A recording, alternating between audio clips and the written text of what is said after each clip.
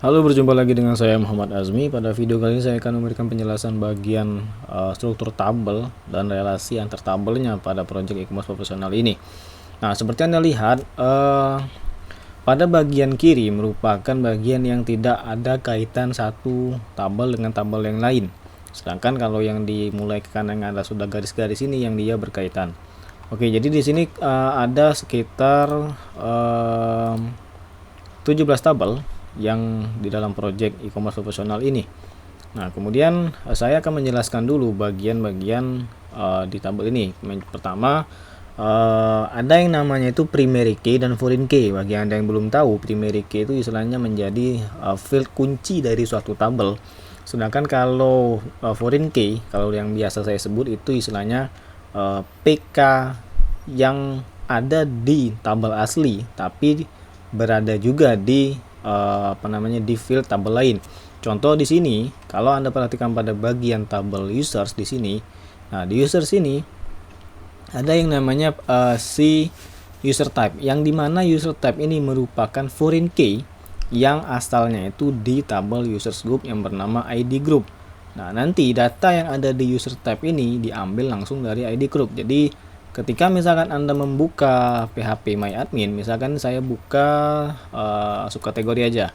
Nah, di sini ada data yang namanya ID subkategori, ID kategori, yang dimana ID kategori ini diambil ataupun bukan diambil sih, ya, tapi kalau misalkan dalam proses untuk curinya memang diambil dari tabel ID kategori ketika memilih nama kategorinya.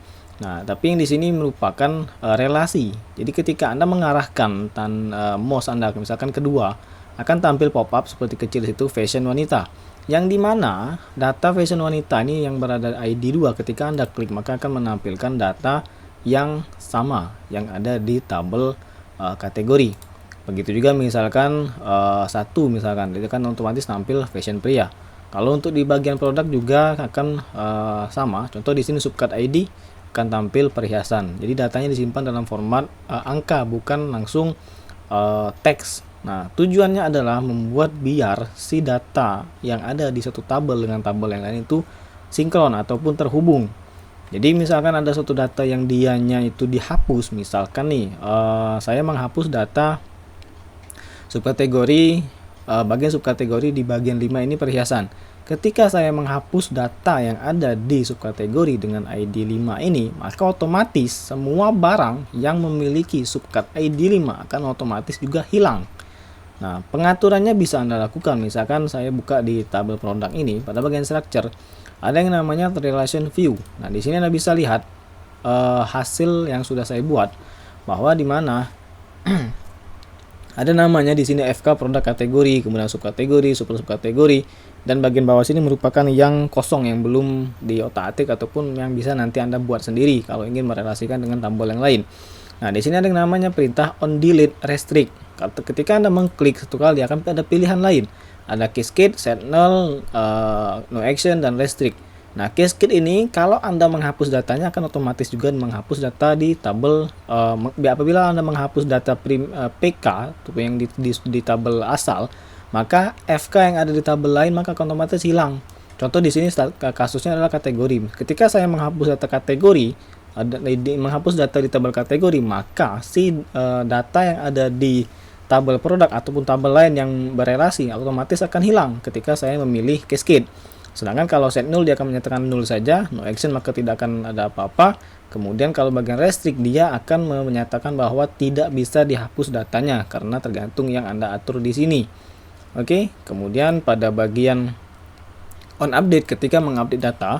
Jadi kalau delete dia untuk menghapus, update untuk mengupdate. Nah, ini ada perintahnya juga, ada pengaturannya juga, tergantung Anda mengatur. Sedangkan kolom, nah kolom ini dia mengambil kolom tabel saat ini. Oke, kolom saat ini.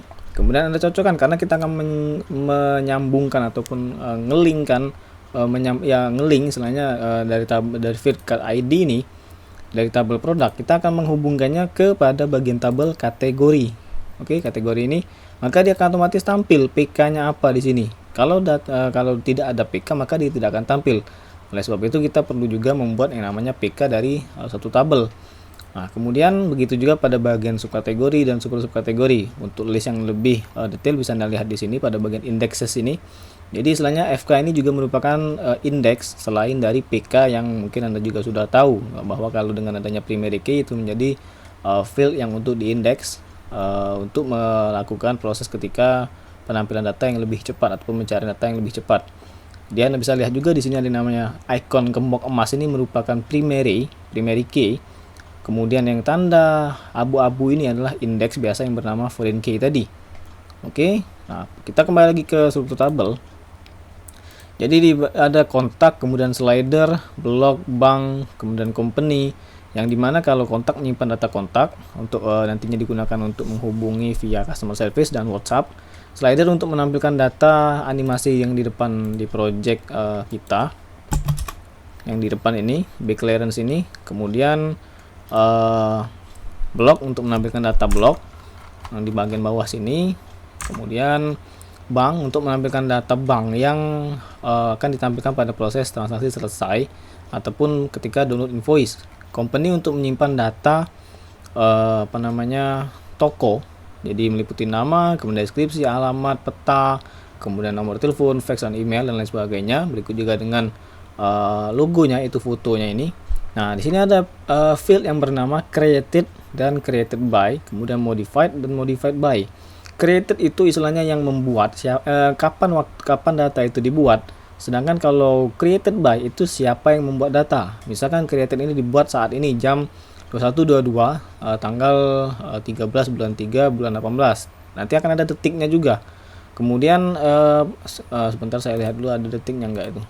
Tapi seingat saya ada detiknya. Nah, dia formatnya datetime, nanti akan tampil dengan data datetime. Nah, seperti ini nanti hasilnya. Oke, 2017 11 09 759 itu.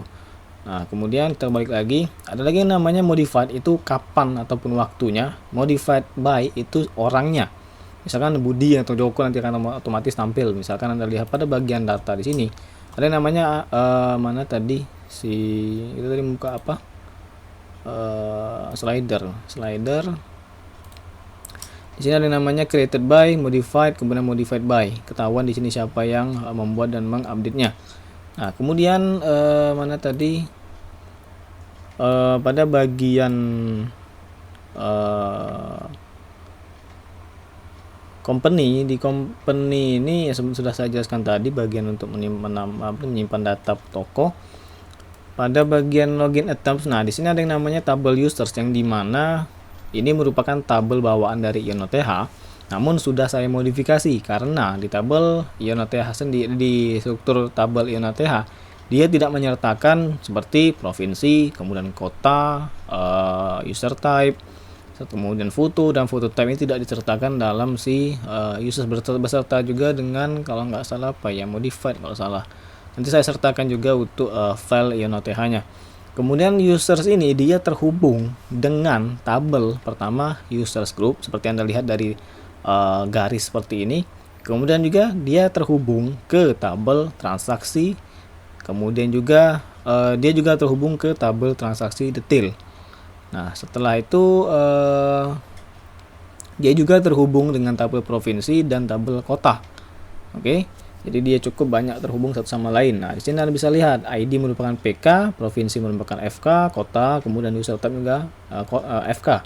Yang bisa Anda lihat alur diagramnya kemana. Contoh kalau user type ini dia mengarahkan ke users group dengan ID group.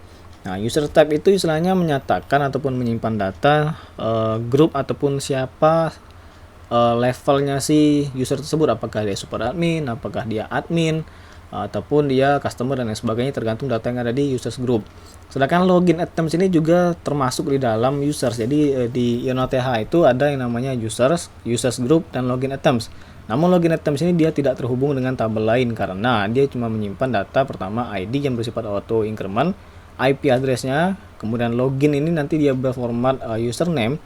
Kemudian time itu kapan waktu dia melakukan gagal login atau dia lupa dalam memasukkan username ataupun password. Nah, kemudian kota untuk menyimpan data kota, kemudian provinsi untuk menyimpan data provinsi. Nah, kemudian ada satu lagi tabel yang banyak berkaitan, yaitu tabel produk, di mana ada ID produk, card ID, subcard ID, super subcard ID yang terhubung di masing-masing tabel yang bisa Anda lihat di sini yang berwarna ini. Nanti akan saya juga lampirkan file RDB ataupun relation database system ini. Di sini terhubung ID produknya dengan tabel si feature, kemudian dia terhubung juga dengan tabel kategori, subkategori, dan subkategori. Nah, tidak lupa juga dia terhubung dengan tabel transaksi detail, yang dimana nanti kita akan menampilkan data produk itu dari tabel produk. Jadi misalkan juga kalau misalkan ada transaksi detail itu ada data barang yang dihapus, maka di transaksi detail juga akan hilang. Nah, bagaimana pengaturannya seperti yang saya jelaskan tadi pada bagian relation view ini. Nanti Anda tinggal atur apakah ketika dia data itu di delete, apakah dia itu otomatis di delete juga, atau dia tidak boleh dengan menggunakan fitur restrict ini, ataupun dia menggunakan set null dan null action. Itu tergantung settingan Anda. Oke, kemudian mungkin tidak perlu lagi saya jelaskan karena dari gambar diagram ini Anda sudah pasti, ya saya yakin paham bagaimana alur dari ataupun koneksi antar tabel yang ada di project ini. Kalaupun nanti juga Anda bingung, silahkan tanyakan ke saya bagian-bagian yang Anda kurang pahami. Oke, sampai jumpa di video selanjutnya.